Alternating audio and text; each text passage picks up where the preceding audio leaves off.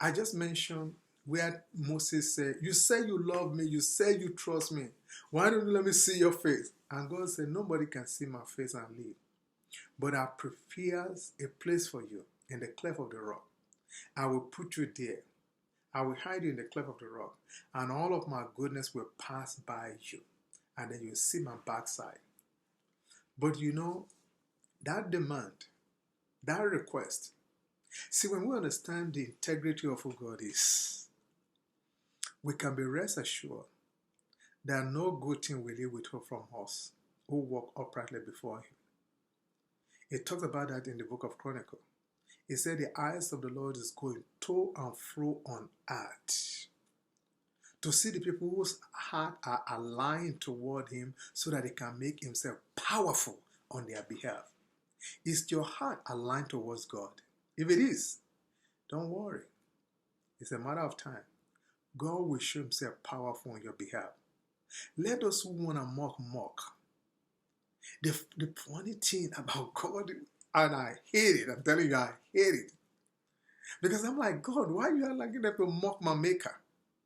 Why don't you do it so you can shut their mouth? God never do anything to prove us. You and I want to prove people wrong. I will show you I have. No, God is not showing anybody anything. That's why they asked us for a sign, and He never gave them any sign. Because God knows when you give them this sign, they will ask for more sign. When people, in one of my messages, I define the difference between a skeptic and a cynic. When somebody is skeptical, they need more information to be enlightened. Therefore, they are open for conversion. But when somebody is cynical, no matter what you tell them, they will never believe. There's nothing Jesus did that could convince the Pharisees and the Sadducees. Nothing. So when they asked for a sign, He refused to give it to them. So when you are asking God to bless you, to do this, to do that, so that all of those who think you won't make it, who think your God is a liar, when your reason for asking God to bless you is so that you can show them. Look, God is not about it. God is not trying to show off for anybody. That's why Jesus did not come off the cross. They said, come down from the cross and we believe you. First of all, they are lying. Do you realize? Let me show you the progression. See, I don't know, the way I teach sometimes is funny because I want to talk about Moses, about the request to say, let me see your face. But hopefully I get back to that. Let me show you the progression. Jesus, in Mark, when Jairus came, said, my daughter is at the point of death. Come and lay your hand on him. The Bible said Jesus went with him. As they were going, his workers came. They said, don't bother the master, your daughter is dead. Jesus said, only believe. They got there.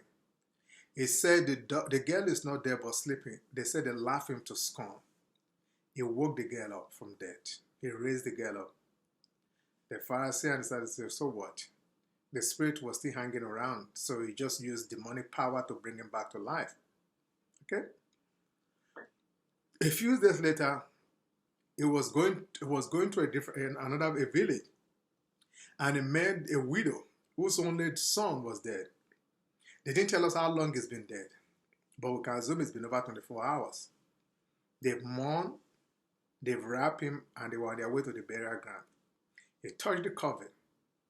The guy came back to life. The Pharisees said, psst, so what?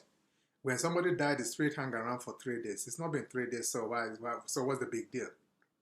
That's why when Lazarus died, it's not in the Bible, but that is the culture. That is the surrounding culture. That is the surrounding belief of the Pharisees. That when a person died, the spirit hung around for 3 days. That's why Jesus was very specific when Lazarus died, that he waited until the 4th day. He was aware of every situation concerning Lazarus, but he didn't go to raise him from the dead until the 4th day.